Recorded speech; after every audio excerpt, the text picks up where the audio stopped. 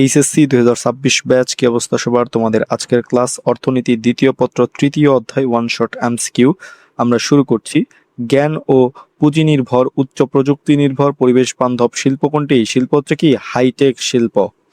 যেসব শিল্প সম্পূর্ণভাবে উচ্চ প্রযুক্তি, তথ্য প্রযুক্তি এবং আধুনিক বিষয়ের উপর নির্ভর করে সেগুলোকে হাইটেক শিল্প বলা হয়। এটি পরিবেশ বান্ধব এবং এতে মেধা ও প্রচুর মূলধন বা পুঁজি কি উভয়ই প্রয়োজন হয়। কৃষক গনি মিয়া একটি কৃষি প্রযুক্তি বি সম্পর্কে অবগত হলেন, যার প্রয়োগের ক্ষেত্রে তেজস্ক্রিয়তা গুরুত্বপূর্ণ। উদ্দীপকের বি দ্বারা কৃষি উৎপাদন বৃদ্ধির কোন প্রযুক্তি ইঙ্গিত করা হয়েছে? বি দ্বারা কি পারমাণবিক শক্তি প্রযুক্তিটি ইঙ্গিত করা হয়েছে। কৃষিতে মিউটেশন বা জাত উন্নয়নের কাজে ক্ষতিকর তেজস্ক্রিয় বিকিরণকে ইতিবাচকভাবে ব্যবহার করা হয়, যা পারমাণবিক প্রযুক্তি বা পারমাণবিক কৃষির অংশ। যেমন বাংলাদেশ পরমাণু কৃষি গবেষণা ইনস্টিটিউট এ নিয়ে কাজ করে।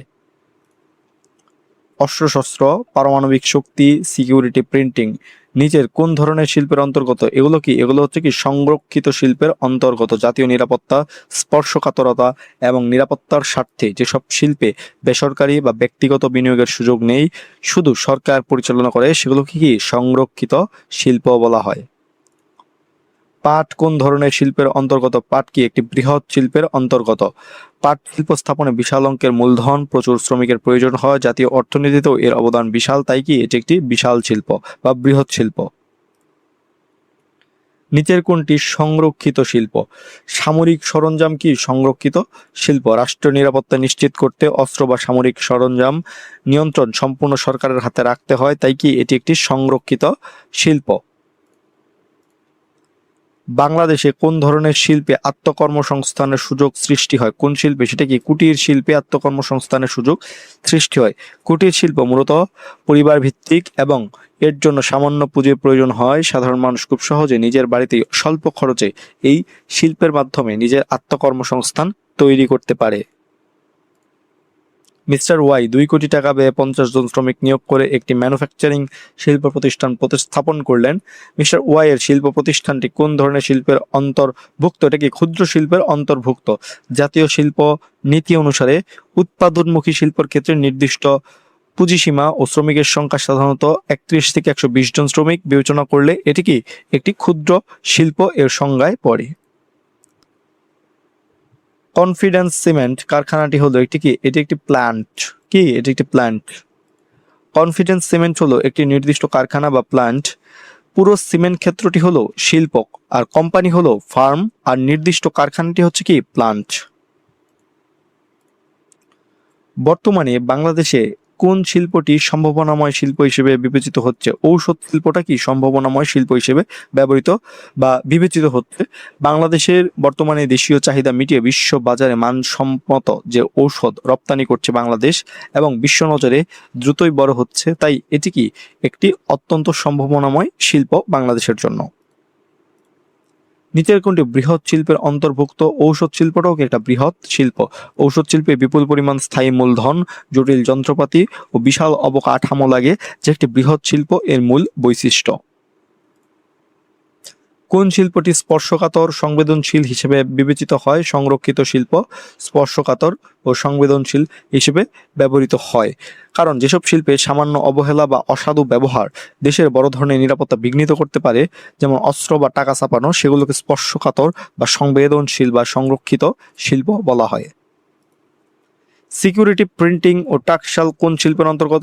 এটা সংরক্ষিত শিল্পের অন্তর্গত। কোনো পণ্যের আমদানি কমানোর উদ্দেশ্য ওই পণ্য দেশে উৎপাদন করার জন্য শিল্প স্থাপনকে কি বলে? বলা হয় হচ্ছে কি যে আমদানি বিকল্প শিল্প। বিদেশ থেকে কোনো পণ্য আমদানি করার পরিবর্তে সেই পণ্যের বিকল্প হিসেবে নিজের দেশেই তা তৈরি করার শিল্পই হচ্ছে কি আমদানি বিকল্প শিল্প। সিলেটের সাকিনা খাতুনের বাড়ির আঙ্গিনায় শীতল পাটি বাজারজাতকরণের উদ্দেশ্যে পরিবারের 8 জন সদস্য স্বল্প পুঁজি নিয়ে উৎপাদন কাজ চালিয়ে যাচ্ছেন।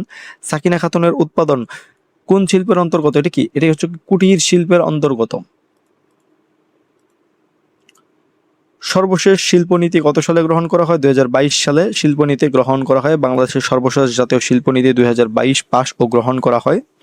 এটি একটি তথ্যভিত্তিক প্রশ্ন, মনে রাখার মতো।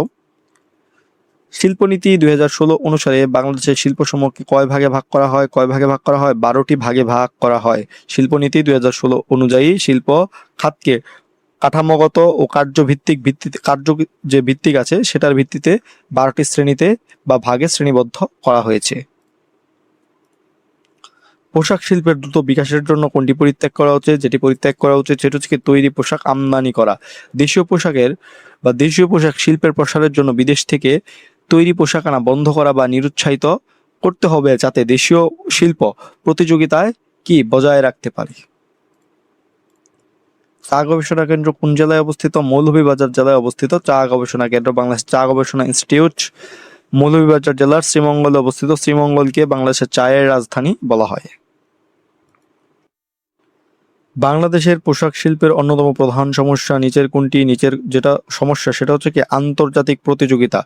পোশাক রপ্তানিতে ভিয়েতনাম, চীন, কম্বোডিয়া ও ভারতের মতো দেশগুলোর সাথে বাংলাদেশের কঠোর প্রতিযোগিতা চলে। বিশ্ববাজারে এই প্রতিযোগিতাই বাংলাদেশের পোশাক খাতের মূল চ্যালেঞ্জ। জনাব সাজিদ বাংলাদেশের একজন প্রতিষ্ঠিত ব্যবসায়ী। তিনি দেখলেন প্রতি বছর দেশে বিদেশ থেকে প্রচুর মোবাইল সেট আমদানি করতে হয়, তাই তিনি সিদ্ধান্ত নিলেন যে তিনি দেশে মোবাইল সেট তৈরির কারখানা স্থাপন করবেন। জনাব সাজিদের কারখানাটি কোন ধরনের শিল্পের অন্তর্গত? এটা হচ্ছে আমদানি বিকল্প শিল্পের অন্তর্গত। কারণটা কি যে বিদেশ থেকে মোবাইল সেট আমদানি বন্ধ করে দেশের চাহিদা মেটাতে দেশে মোবাইল কারখানা বসাচ্ছেন, তাই এটা একটি সরাসরি আমদানি বিকল্প শিল্প। আমদানি বিকল্প শিল্পায়নের মাধ্যমে কোনটি হবে? যেটি হবে হচ্ছে আমদানি ব্যয় কমে আসবে। আমদানি ব্যয় কমে আসবে। দেশে পণ্য উৎপাদন হলে বিদেশ থেকে সেই পণ্য কিনতে হয় না, ফলে বিপুল পরিমাণ বৈদেশিক মুদ্রা বেঁচে যায় এবং আমদানি ব্যয় কমে আসে। বাংলাদেশের তৈরি পোশাক শিল্পের বৃহত্তম বাজার কোনটা? বৃহত্তর বাজার হচ্ছে কোনটা? যেটা হচ্ছে ইউরোপীয় ইউনিয়ন। একক দেশ হিসেবে যুক্তরাষ্ট্র বড় হলেও 27টি দেশের জোট বা ব্লক হিসেবে ইউরোপীয় ইউনিয়ন হলো বাংলাদেশের তৈরি পোশাকের সবচেয়ে বড় বাজার। স্টেপল ফাইবার কোথায় প্রয়োজন? এটা হচ্ছে পোশাক শিল্পে প্রয়োজন।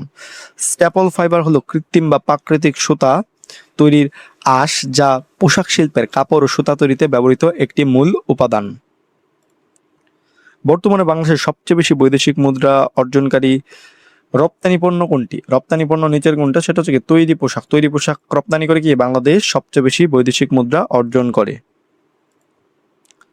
কোন সালে সর্বপ্রথম বাংলাদেশ থেকে তৈরি পোশাক বিদেশে রপ্তানি করা হয়? কোন সালে? 1976 সালে সর্বপ্রথম বাংলাদেশ থেকে তৈরি পোশাক বিদেশে রপ্তানি করা হয়। বাংলাদেশের তৈরি পোশাক রপ্তানিতে বৃহৎ বাজার কোনটা? বৃহৎ বাজার হচ্ছে যুক্তরাষ্ট্র। যদি একক দেশ হিসেবে প্রশ্ন করা হয় তবে যুক্তরাষ্ট্র বা ইউএসএ বাংলাদেশের তৈরি পোশাকের সর্ববৃহৎ একক ক্রেতা। বাংলাদেশের তৈরি পোশাক শিল্পে নিয়োজিত শ্রমিকের কত শতাংশ মহিলা শ্রমিক? প্রায় 80% বা 80% মহিলা শ্রমিক। পোশাক শিল্প বাংলাদেশের নারীদের স্বাবলম্বী করতে বড় ভূমিকা রেখেছে। ঐতিহাসিক বা সরকারি তথ্য অনুযায়ী এই খাতের বিশাল অঙ্কই প্রায় 80% নারী শ্রমিক।